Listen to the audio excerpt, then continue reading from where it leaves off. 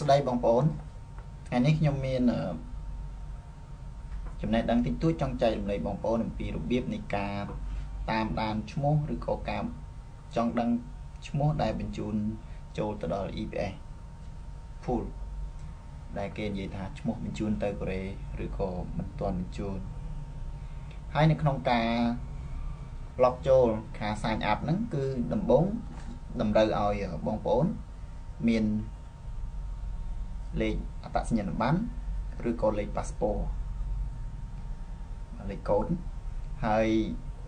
នឹងលេខបង្កាន់ដៃប្រឡងលេខកូដបង្កាន់ដៃប្រឡងអញ្ចឹងនៅពេលដែលយើងមានលេខអត្តសញ្ញាណប័ណ្ណលេខកូដនិងលេខបង្កាន់ដៃប្រឡងហើយយើងត្រូវចូលទៅក្នុង website របស់ EPS យើងវាយពាក្យថា www.eps.go.kr បាទវាយហើយយើង enter ទៅនឹង load ផ្ទាំងបែបនេះដូចក្នុង computer ខ្ញុំហ្នឹងហើយយើង scroll វាមកក្រោម scroll ដូចពីលើមកយើងវាយចឹងមក scroll មកយើងមើលឃើញទង់ជាតិមួយដង្ហែនេះអញ្ចឹងយើងចុចចំទង់ជាតិខ្មែរយើងមកបាទចុចទៅនឹង load ផ្ទាំងថ្មីមួយទៀតណា load page ថ្មីមួយអញ្ចឹងនៅក្នុង page ថ្មីហ្នឹងគឺយើងមើលនៅគីនចុងម៉ៅរបស់ខ្ញុំនេះយើងចុចពាក្យថា sign up បាទចុចចំហ្នឹងអញ្ចឹងវានឹងចេញទំព័រនេះមកយើងយកពាក្យថាណែយើងអត់មានត្រូវដោះ text ឬក៏បដូរទីតាំង text ណាមួយទេយើងចុចពាក្យត្រង់ចំណុចនេះគឺ next ហ្នឹងបន្ទាប់មកនៅក្នុងនេះគេដាក់អត្តលេខ EPS topic នៅក្នុងអត្តលេខ EPS topic យើងត្រូវវាយលេខកូដ computer លេខកូដដែលគេ register ហ្នឹងគឺលេខកូដ 8 ខ្ទង់អញ្ចឹងគឺមានលេខ00យើងចាំតែម្ដងគឺយើងត្រូវវាយអញ្ចឹង 22014 014 នេះមានន័យថាយើងប្រឡងនៅក្នុងឆ្នាំ 2014 តែបើយើងដាក់កន្លែងនេះ 013 យើងប្រឡងក្នុងឆ្នាំ 2013 ហើយបើ 2012 យើងដាក់ 012 មកហើយបន្ទាប់មកគឺកន្លែងមួយទៀតនេះគឺអក្សរ P ធំណាអក្សរបារាំងអក្សរ P ហ្នឹងគឺសម្រាប់បញ្ជាក់ថាយើងប្រឡងតាម paper test paper basic test ប្រឡងតាមក្រដាស់មួយឆ្នាំមានម្ដងរួចជួនឆ្នាំខ្លះមាន 2 ដងហើយបើយើងកន្លែងនេះមានអក្សរ C មានន័យថាគាត់នឹងប្រឡងតាមប្រព័ន្ធកុំព្យូទ័រអញ្ចឹងបើប្រឡងតាមប្រព័ន្ធកុំព្យូទ័រកន្លែងនេះយើងដាក់អក្សរ C ធំបន្ទាប់មកគឺយើងដាក់លេខកូដនៅក្នុងបង្កាន់ដៃរបស់យើងគឺមាន 8 ខ្ទង់ដែរអញ្ចឹងយើងត្រូវដាក់លេខកូដដើម 8 ខ្ទង់ហើយនិងលេខកូដបង្កាន់ដៃរបស់យើងនឹង 8 ខ្ទង់ដែរអញ្ចឹងគឺលេខ 1 សម្រាប់ពួកឆ្នាំ 2014 00 លេខ 3 លេខ 2 លេខ 1 លេខ 8 លេខ 5 នេះខ្ញុំយកបោះបេក្ខជនប្រឡងម្នាក់យកមកសាកលេខកូដគាត់ហ្នឹងហើយ ID card របស់គាត់អញ្ចឹងគឺលេខសម្ងាត់ហ្នឹងយើងត្រូវបដូរ text ពីទីនេះហើយមកដល់ text ID card នេះហើយ text ID card ហ្នឹងគឺលេខអត្តសញ្ញាណប័ណ្ណឬក៏លេខលិខិតឆ្លងដែន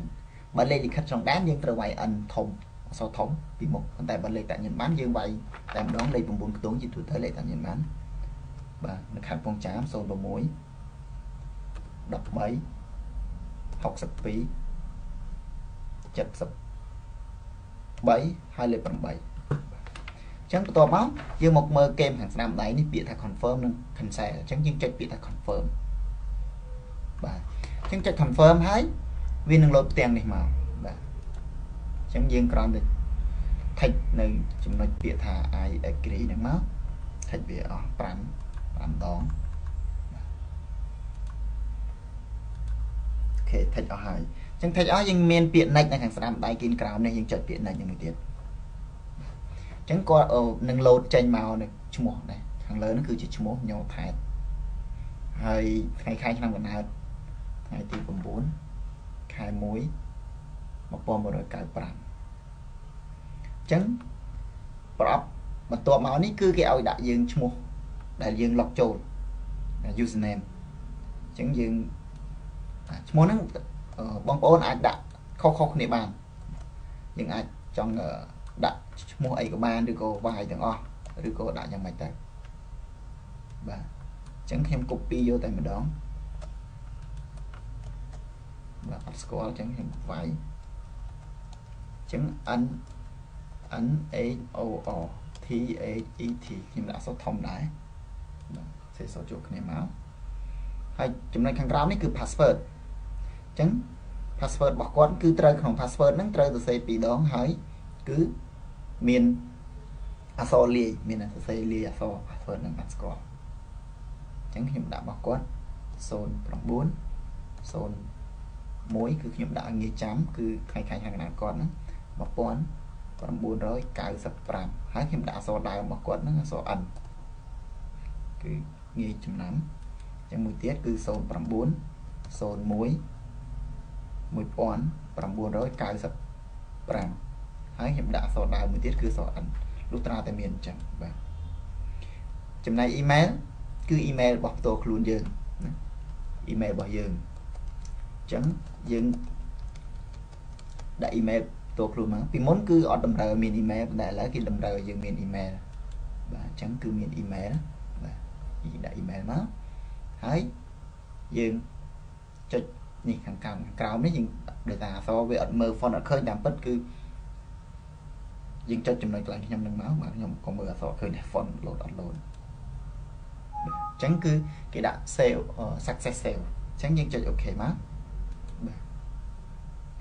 តមកនឹង load ផ្ទាំងនឹងចេញតែម្ដងបាទ load ផ្ទាំងអញ្ចឹងយើងបំពេញ username មកវិញបាទ username ហ្នឹង N H O O បាទ T H E T បាទឈ្មោះរបស់គាត់ណាខាងក្រោមគឺលេខថ្ងៃខែខាងកណ្ដាល0 09 01 1995ហើយអក្សរ N អញ្ចឹងយើងចុចពាក្យ login បាទយើងនៅពេលដែលយើង sign up ហើយថ្ងៃក្រោយបងប្អូនត្រូវតែចាំនេះឈ្មោះ log ចូលហ្នឹងហើយនឹង password យើងចាំពីរនឹងត្រូវចាំ